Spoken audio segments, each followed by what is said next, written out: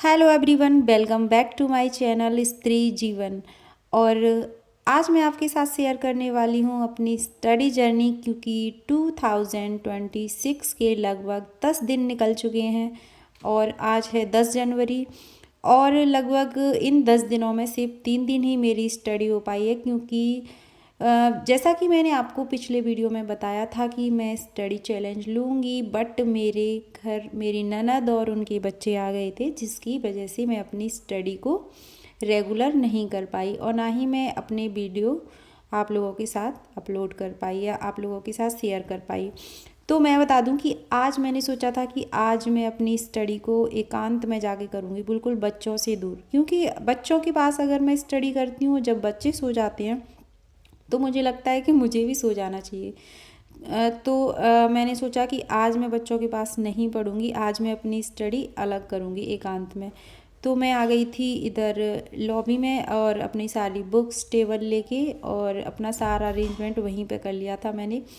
लेकिन अगर आप एक माँ हो तो आप बेहतरीन तरीके से समझ सकती हो कि भाई बच्चों के साथ, बच्चों को कहीं अलग छोड़ के आप स्टडी बिल्कुल भी नहीं कर सकते हो। आपको अपनी ये जर्नी इनके साथ ही तय करनी है। तो मेरे साथ भी यही था। ये मैडम आ गई थी और वहीं पे इन्होंने सारे पिलो वगैरह डाल दिए थे और वहीं पे अपना गेम दोनों बहनों ने स्टार्ट कर दिया था। तो ये बार बार मुझे आगे डिस्टर्ब कर रही थी, मम्मा साड़ी पहनाओ, मम्मा साड़ी पहनाओ। तो मैंने कहा मैं एकांत हमें कभी नहीं मिलेगा, हमें इनके साथ ही अपनी स्टडी को मैनेज करना होगा। तो बस मैं वही कर रही थी। और यहाँ पर मैं बता दूँ कि मैंने जो सीटेट प्रीवियस ईयर क्वेश्चन की जो बुक थी मेरे पास अरिहंत की, वो CTET previous year question book मैंने ले ली थी और उसको लेके मैं जो भी मेरे प्रीवियस ईयर क्वेश्चन थे उनको मैं रिवाइज़ कर रही थी। ये मैं कर रही थी शायद 2014 का सीटेट जो प्रीवियस ईयर क्वेश्चन पेपर था उसको। और सच में जो हम प्रीवियस ईयर क्वेश्चन पेपर के जो क्वेश्चन हम देखते हैं, अगर आप उन एक एक क्वेश्चन को बहुत अच्छे तरीके से एनालाइज करके पढ़ते हो, उससे रिलेटेड जो भी क्वेश्चन होते हैं उन क्वेश्चनों को आप क्लियर करते हुए चलते हो, तो सच में आपको पढ़ने में मज़ा आएगा। और मुझे लगता है कि हर एक सीटेट एस्पिरेंट को इसी तरह से करना चाहिए, क्योंकि जब आप बहुत ही एक एक क्वेश्चन को क्लियरिटी के साथ बिल्कुल एनालाइज करके पढ़ रहे हो, तो उसके आसपास के जो भी क्वेश्चन हैं वो सॉल्व होते हैं।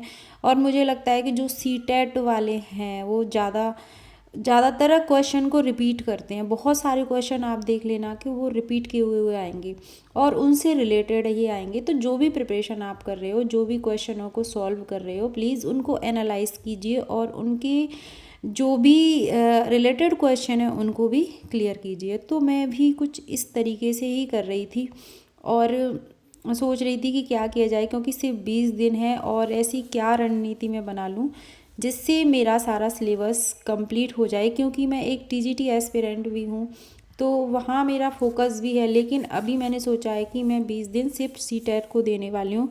हालांकि मेरा सीटेट क्वालिफाई है, लेकिन कुछ गलतियों की वजह से मेरी मार्कशीट में, मेरे डॉक्यूमेंट्स में कुछ मिस्टेक्स की वजह से मैं फिर से इस सीटेट को क्वालिफाई करना चाहती हूँ। और लगभग 5 साल हो गए हैं, तो थोड़ा सा डाउट खुद पर होने लगा है, तो इसीलिए मुझे थोड़ा पढ़ाई पे ज़्यादा फोकस करना पड़ रहा है। लेकिन सीटेट कोई ज़्यादा टफ नहीं है पेपर, जहाँ तक है वहाँ तक अगर आप थोड़ा सा भी माइंड मतलब थोड़ा सा भी अगर आप दिमाग से पढ़ाई करते हो तो वो क्लियर हो जाता है, क्योंकि उसमें बेसिक क्वेश्चन पूछे जाते हैं। बेसिक मतलब कि जो चीज़ें आपने पहले 10th 8th इन क्लासों में पढ़ी हो, थोड़ा सा चाइल्ड डेवलपमेंट और ये पेडागोजी का रहता है, तो वो आप कीजिए। जितना आप प्रैक्टिस करोगे उतना चीज़ें आपकी क्लियर होती चली जाएंगी।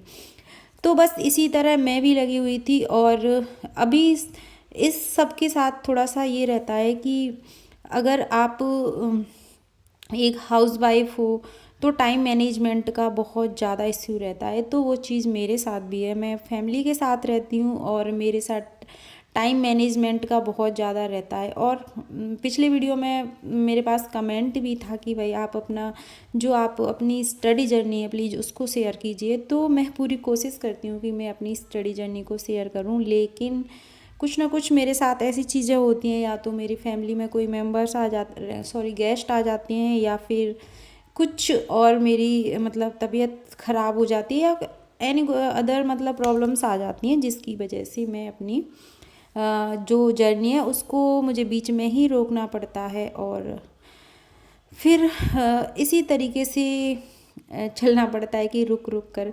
तो मैं सच बता दूं, अगर आप रुक रुक कर भी चल रहे हो तो आगे बढ़ते रहिए, चलते रहिए, क्योंकि आप ठहरे नहीं हो, आप चल रहे हो, रुक रुक के चल रहे हो। और यही मेरा हाल है। और अभी मैंने सोच रखा है कि जैसे ही मेरा सीटेट मतलब एग्ज़ाम होता है, मैं अपना पूरा फोकस दूंगी अपनी टीजीटी पर। और इसी तरीके से मैं अपनी प्रिपरेशन को कर रही हूँ। अगर आप लोगों को मेरी सीटेट प्रिपरेशन जर्नी अच्छी लगी, और अगर आप मुझसे जुड़ना चाहते हैं तो प्लीज़ मेरे साथ आके जुड़िए। और आप लोगों का एक कमेंट ही सच में मुझे बहुत ज़्यादा मोटिवेट करता है। मैंने देखा है कि लोग बहुत वीडियो देखते हैं बट लाइक करना भूल जाते हैं, तो प्लीज़ इस चीज़ का थोड़ा सा ध्यान रखिए, क्योंकि अगर आप किसी को मोटिवेट रखना चाहते हो, किसी से अगर चाहते हो कि वो आपके साथ थोड़ा सा अपनी चीज़ों को शेयर करे, तो प्लीज़ उसको मोटिवेट कीजिए। और यहाँ मेरे बच्चे देखो आगे आगे पीछे पीछे आगे लगे पड़े हैं। उन लोगों को ना बस ये है कि मम्मा से दूर नहीं जाना है, चाहे कुछ भी हो जाए, चाहे मैं कहीं भी बैठ जाऊँ, बस उन लोगों को आके वहीं आके खेलना है। अगर मैं रूम में भी स्टडी करती हूँ तो वो रूम में भी आ जाते हैं। तो मेरे साथ नहीं, हर माँ का यही हाल है। अगर आप एक माँ हो तो बहुत बेहतरीन तरीके से समझ सकते हो कि एक माँ की स्टडी जर्नी कैसी होती है।